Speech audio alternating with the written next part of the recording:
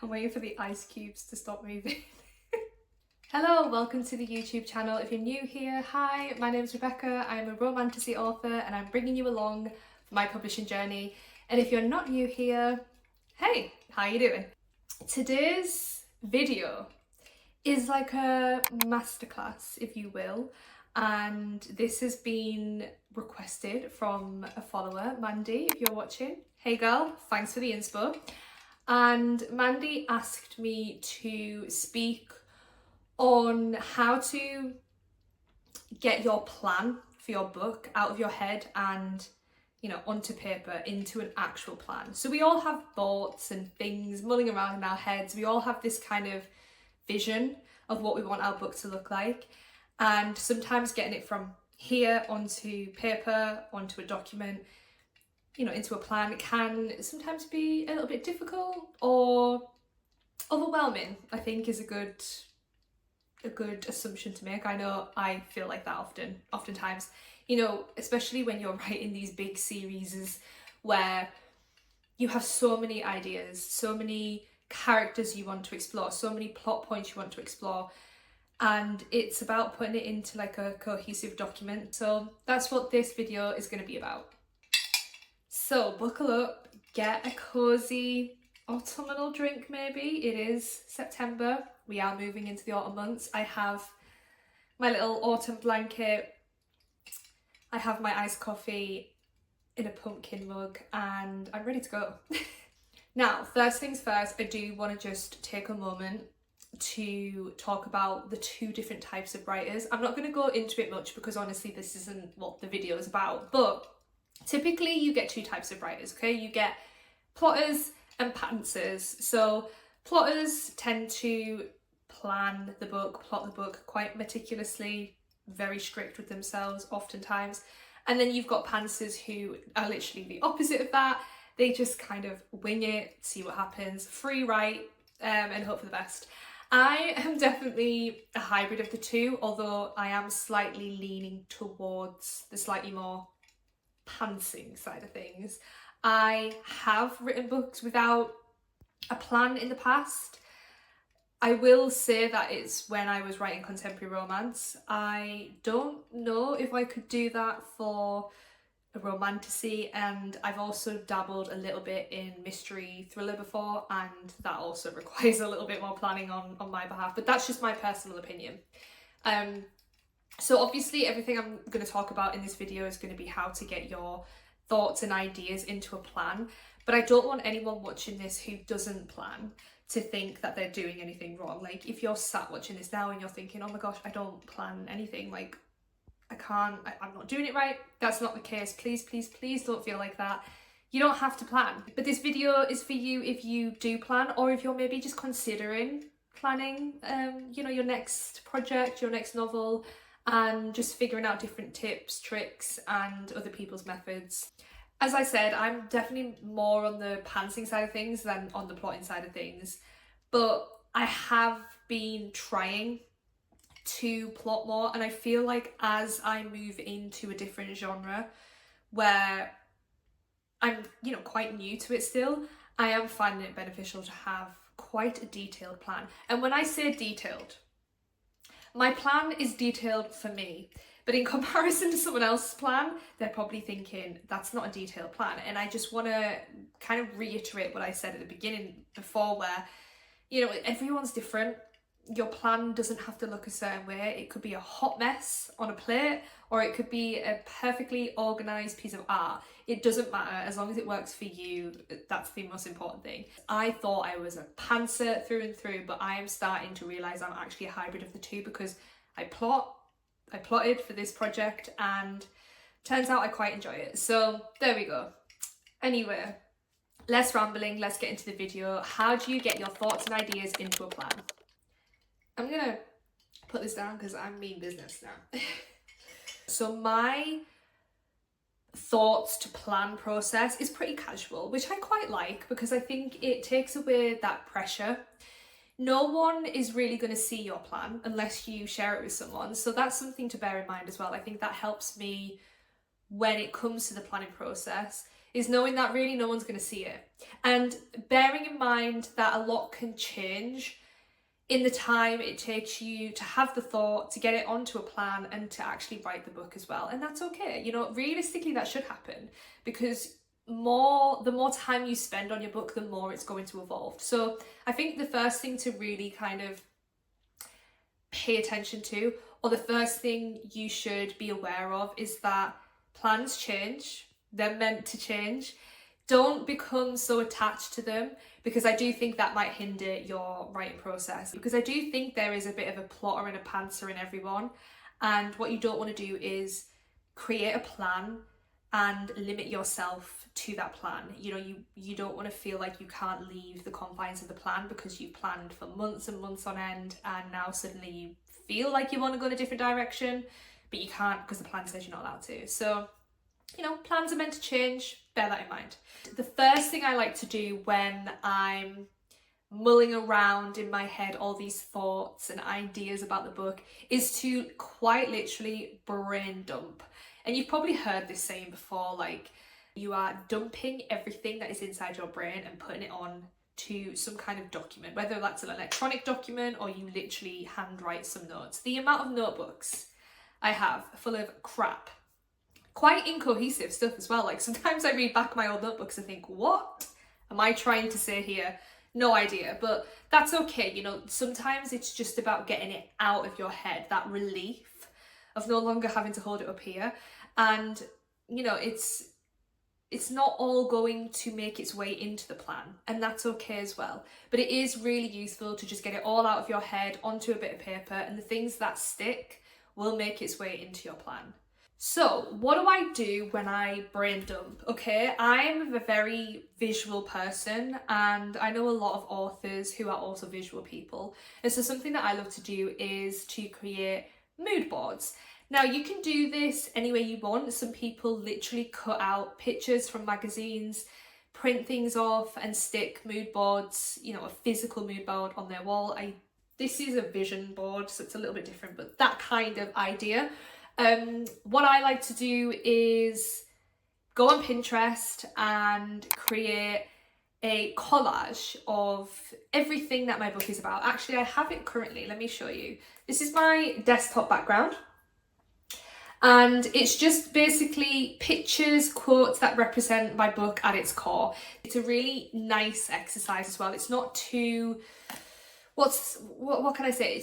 It doesn't require a lot of thinking, because, you know, getting stuff from your head is really quite overwhelming, and you do tend to put pressure on yourself, or I do anyway. So being able to kind of express myself in a visual way, it's fun, and I almost trick myself into thinking, like, this isn't work, this isn't scary, this is fun. The next thing I do after creating some sort of visual prompt is something that I like to call the split method.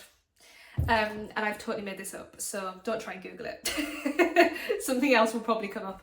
The split method is basically where you split your book's plot and intricacies up into almost little categories. And so I do this by labelling them A, B, C and onwards. What I tend to do is just focus on the A plot at first and write down beats in the story. So not necessarily chapters, just main events that have to happen in order for the story to be told in the way I want it to be told. And like I said, I focus on the A plot. So for me in Project Anarchy, that is the central romance between the two main characters and the competition that's taking place around this romance.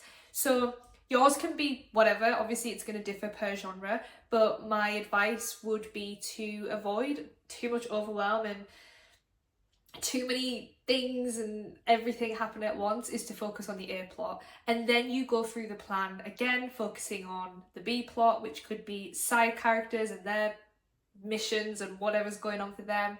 And then you might do another pass through the plan and think, right, I'm going to focus more so on the magic system now, or this element, or that character, or this thing that I really want to include, but it's not maybe part of the A or even B plot. The good thing about a plan as well is you can go back through it and add, constantly add. I'm doing that all the time. I'm taking stuff out, I'm adding it, I'm changing the order, but give it give yourself grace, do one thing at a time. So the split method is good for avoiding overwhelm. It's also really good at really fine-tuning those smaller details. If you know you're doing a plan purely for the A plot, you can really focus on that A plot and get everything you want into that plan. And then when you go through the B plot, you can do the same for that thing, whatever it may be. Usually what I do after this is, well, I do colour coordinate it, I will admit. Now, you can go as hard on the colour coordination as you want. I don't go crazy on it. I have 2 colours, and for those who don't know, Project Anarchy is written in dual point of view, so I have the female perspective and the male perspective, and I give them a colour. And that's a really good way for me to see if I have a nice balance of the two, because I don't want it to be, too heavily on the female side, but also I don't want it to be too heavily on the male side. I want it to be pretty even across the board between those 2 characters. It's not always back and forth. Sometimes I'll have 3 chapters from her point of view and then 1 of his and we go back to her and vice versa. But overall, I want it to feel quite well balanced. And so, again, I am a visual person. Looking at the colours really allows me to see, okay, yeah, I've got a nice balance of the 2, or maybe we've got too much of her or too much of him, or the third act is very green. His colour is green. So maybe we need to get a little bit more pink in there. Her colour is pink. So yeah, again, visual prompts, do what's right for you, but colour coordination is chef's kiss. So what I do once I've colour coordinated it is I focus then on characters. And this is, again, a casual approach to the whole thing because I don't want to create more work for myself. Who does? But I basically go through all of my characters, and I mean all of them. Obviously, if you have a character come in and say like one line and then disappear, you don't necessarily have to do it for them. If you wanna, go ahead. But you don't have to do it for them. But every main character, side character, and secondary character, I do this for. So anyone who has some sort of interaction with my main characters, more than just one fleeting moment, really, will make it to this cut. And I basically, 2 sentences, that's all it has to be. I basically write what their objective is and what their motive is. So what are they doing and why? And it's 2 sentences. Do not make this difficult for yourself. And actually, simplicity can sometimes be the best. Less is more, Let's not overcomplicate it. What are they doing in the book? Why are they doing it? That's all it needs to be. And what this does is it fully fleshes your characters. No one wants to read about a 2-dimensional character. You want your characters to feel lived in. Even the small characters. Like I said, not so much the one-liners who come, say a line, then disappear, but, your character's parents who might only even feature in one scene, but, it's quite an important scene, or it's quite a big scene at least. Get them in there as well. It's 2 sentences, it doesn't take that long, but what it does is it gives you, the author, an idea of what these characters are doing there and why, and it also highlights any plot points. So if your character is here for a certain reason, but then that reason doesn't match up with the way they act in this scene or what they say in that scene, then that's when there's problems and you have to fix it. That's your job as the author to fix it. And as you can see, at this point in the planning process, things are starting to come in together. And I also want to take this moment to express very clearly that if you come across plot points in this phase, it is a good thing. Don't worry, don't think, oh my God, I've got plot points, I can't write. No. You would much rather find them in the planning stage than on draft 7, trust me. And by the way, if you find them in draft 7, that's fine as well. We all do it. But my point is, at this point, you're starting to see the structure slot into place. And you might find that characters and motives start to complement the plot, which is a good thing. But then, like I said, you might find some continuity issues at this point, but that's also a good thing because you get to fix them. And the last thing I do before I start writing, because I'm very conscious of not wanting to be in the planning phase for too long. I don't want to put things off. I don't want to prolong the inevitable. Prolong it, I don't want to self-sabotage. I want to get this book written, as we all do. So the last thing I do is I've got the main beats of the book, and I have all of the characters and their objective and their motivation. And now it's time to go through and plan each chapter very, very, very loosely for me. You as well, go hard as you want on this. And I do this in bullet points. So I'll show you, I'll put it on the screen right now. Basically, chapter 1, bullet points of everything I want to have happen in chapter 1, chapter 2, bullet points, chapter 3, bullet points, and so on. There is really no beautiful method or crazy hack I have for this. It is a bullet point list. Don't feel like you have to have this elaborate plan with all these bells and whistles and cool features. I have a bullet point list and it works really well for me. That being said, if the bells and whistles work for you, go ahead and do the bells and whistles. But mine is just a bullet point plan, and it's quite loose because, like I said, I like to give myself the freedom to write, and I don't want to kind of confine myself into a box too much, but it is a good guide for me to follow. And what I have been doing actually is I've been writing a chapter, and then at the end of each chapter I refer back to my plan and I just make sure I've hit everything I want to hit. Almost like a little checklist. A chapter checklist, that's what we'll call it. But it is quite detailed at this point, and so I know what's happening in each chapter. Again, I am very flexible with this. I know for a fact there will be some chapters that I haven't accounted for that I will add in, because as I'm writing the plot, things tend to naturally unfold, and that's okay. As long as you know that going in, I think it's fine. I would also say that the planning process never really ends. I'm still planning for things now in book 1, even though it's written. Nothing obviously big, but just like little details, and that's okay, you know, until your book goes to print.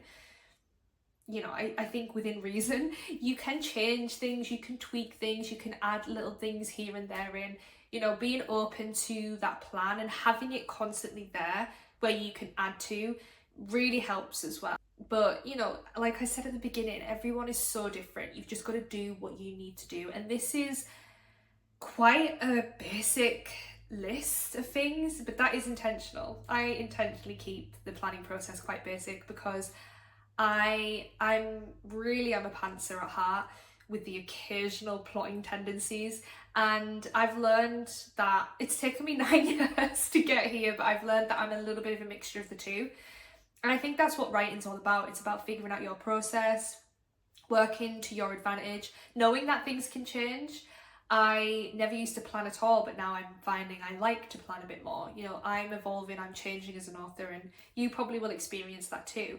But I think as long as you're addressing what works for you and working with that, I think you can't go wrong. So if you're someone that really wants to get into the details, then you go and you get into the details. And if you're a little bit more loosey-goosey, then do that as well. You know, work to your advantage. But anyway, I hope this video helped or inspired some kind of reaction in you to maybe try in your writing process, or not, that's cool as well. You know, this is just kind of what I'm doing at the moment. You know, who knows if I'll be doing this in the next project, but so far this is working for me. And, you know, I just wanted to share my experience in the hopes that maybe it gives you guys some ideas to start implementing in your own process as well. But let me know what your planning process looks like. Let me know if you're a plotter or a pantser, or if, like me, you're a little bit of a hybrid. Let me know any tips and tricks that you have, because I love listening and learning about other people's methods and processes as well. And let me know if there's going to be anything in the list that I just shared. The list was a little bit of a chaotic list, but if you're going to try anything like maybe the split method, I need to like copyright that, I think. If you're going to do visual mood boards and character objectives and motivations as well. Very kind of surface level stuff, but planning doesn't have to be too deep if you don't want it to be. And I do say, you know, don't get stuck in the planning. Now, that's not to say you shouldn't plan. There are some people out there who plan for months, and that's absolutely fine. But if you feel like you're prolonging the inevitable, if you feel like you're preventing yourself, if you're holding yourself back out of fear, then my advice to you is to stop planning and just write. You can always stop and go back to planning.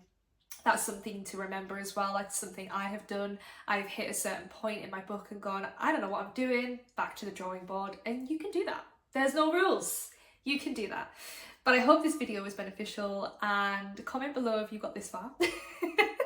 I appreciate that. And I will see you in the next YouTube video.